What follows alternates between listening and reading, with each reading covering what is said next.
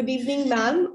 This is Deepthi from Curious Times, and I welcome you on behalf of Curious Times. Thank you so much for taking out your time to address the children of your school as well as Curious Times on Curious Times channel today. And we are really delighted to have you for this conversation and for addressing the children on Children's Day event. Sure. Thank you so much, Deepthi, for having me over. I'm sure this conversation should bring out what we feel deeply for our children, particularly because our children have been closeted inside their homes for almost 1.5 years, and they're just about starting to return to school and to a normal life. So I think this Children's Day is particularly special in that respect, that perhaps I think the much treasured freedom is now going to be restored, hopefully with no more COVID shadows or looming over their heads. Right. So I think in that context, this particular Children's Day should be a very special one. Right. And also the vaccine coming their way. So it's a gift. Absolutely. That's also coming. With a ray of hope, yes. With a ray of hope that we can protect all children.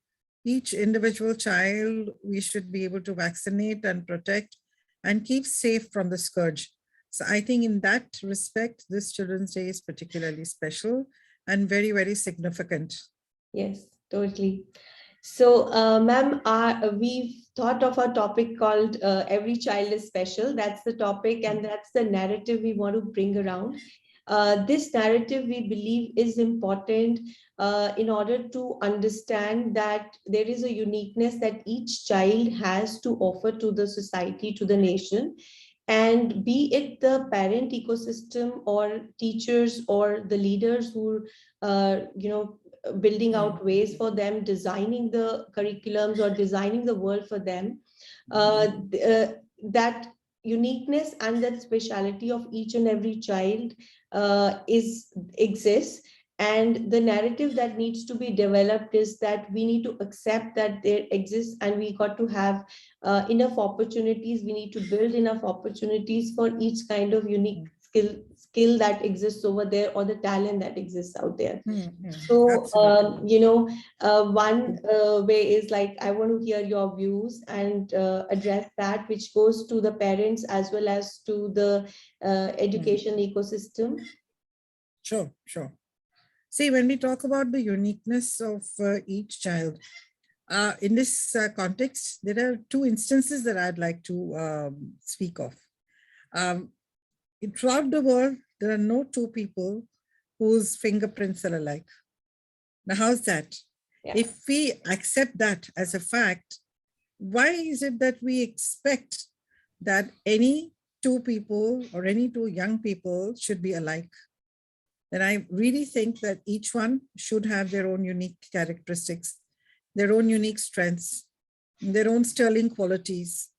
The other is that, in Buddhism, particularly Nichiren Daishonin's Buddhism that I follow, it says that there are different kinds of flowers. There are cherry blossoms and damsels and, other kinds of daffodils and other kinds of flowers. Now, each flower will have its own unique beauty.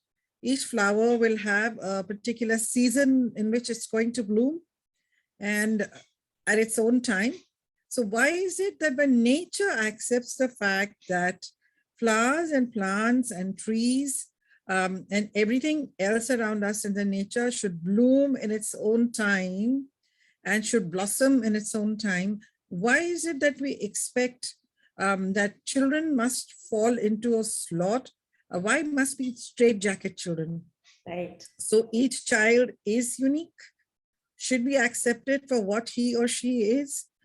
I think our job as educators and as parents is to ferret out the strengths of the child, is to find out what are the strengths of each child and then build on those strengths, rather than expecting the child to conform to what we expect of them, or expecting a child to conform to societal norms or expectations. I think we bring up our children not to enjoy their own inherent strengths, but we bring them up as individuals who who are expected to fall into stereotypes, which are laid down by society, by families, by parents, by teachers. So I really think there is this dire need um, to to come out of this and to open our minds and to liberate ourselves. And I'm not claiming that I'm one of those parents or teachers who is very open-minded about, accepting every child the way he or she is. But yes, I think I'm trying, and I'm perpetually telling others, as parents also, that at this point of time, if you're able to accept your child the way he or she is, and to find that latent spark and kindle it into a fire, you will see the impact and you will feel the warmth in the years to come. You may not see it immediately, but you may feel the warmth in the years to come. So I really believe that all of us need to work towards it. Not an easy task, more so because it's like swimming against the current. That's right. Because even we as adults, let us say we as parents or as teachers, all of us look for appreciation and approval. So when somebody talks well of my child because he or she thinks that my child has come up well because he has done well for himself or herself, has gotten himself or herself a great job, is earning a good salary, has managed to study abroad, established themselves at a young age. So they've arrived, so to say. Okay. But when I started, I said, maybe we need to start believing that everyone will bloom in their own time. That's right. And everyone is unique. Yeah. That's right. Ma'am, what would be interesting is that if you could give some examples, like, you came across children and somewhere you learned something from them, like somewhere you sort of see that, okay, she or he is different or is special, is unique in their own way. And that also kind of you learned from that process. Sure. See, Deepti, over a period of time, I've been an educator for almost 37 years. Yeah. Over and over again, I have seen children who have shown sparks of tremendous potential in the initial years, but somewhere the spark has petered off. And there are others who are slow starters, who have been very slow starters. But as they have grown older, with the support of with the support of their parents and their teachers, they have emerged successful. Let me give you an example of a student who's a very average student of an IB diploma program, very, very average. And very quietly, we suggested to him that you move from the IB diploma to the IB courses because you're not going to be able to cope with the rigor. However, I knew deep inside, this boy always had this very smiling demeanor, very, very cheerful disposition. Right. So I sat him down one day, because his parents were looking distressed when the suggestion was made. But I said, I can vouch for it that even before the others have gotten started on their careers, I know that this boy has such great interest in finance that he would have probably already made something of his career, which he did, believe you me.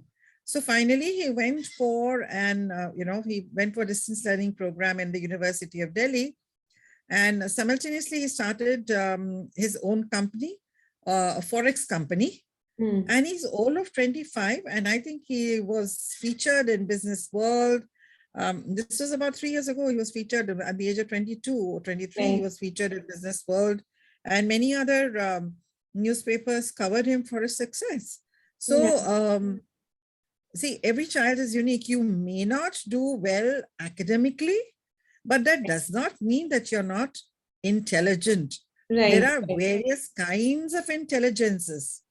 So this one was gifted probably with financial intelligence. That's right. Right. The others may have been gifted with, academic intelligence, but this one was gifted with a unique penchant for understanding finance and how to invest and to go into a market and how to deal with Forex, foreign exchange. Right. And I think he made a huge success. And repeatedly, he would come back to meet with me wherever I was to say, I owe all this to you because you believed in me, Mm. because you believed in me. Right, right, right. So I think we only need to believe in children, although it's very challenging. More challenging, I think, particularly with your own children. You want to believe, but Yeah. it's difficult Yes, yes. because you keep looking for, you keep imagining there's a deep tunnel, and is there any light at the end of the tunnel? With Yeah. other people's children, you're absolutely sure there is light at the end of the tunnel. But what I'm saying is that, some children show spark in the beginning, which may peter off, as I said. Others are late bloomers. Okay. Yeah, Everyone will grow at their own pace. that's right, right. I think that's also some of the IB curriculums sort of core also, where the learner is, and I'm sure with the NEP coming in, I think the core is that Yeah. we focus on each person's, allow them to grow at their own pace versus the annual rigor, etc. So yeah, that was a nice example. I think that is promising also for many children. I think it's more to Yes. do with, Yes. and also when I'm talking to lots of educators and, And Deepti, I have been meaning to call him to. In fact, I must probably someday must get him to meet with you, where he can speak about his success story, because he wants to inspire others. Hmm. He says, if I could do Yeah, it, others can too. right, right, right, right.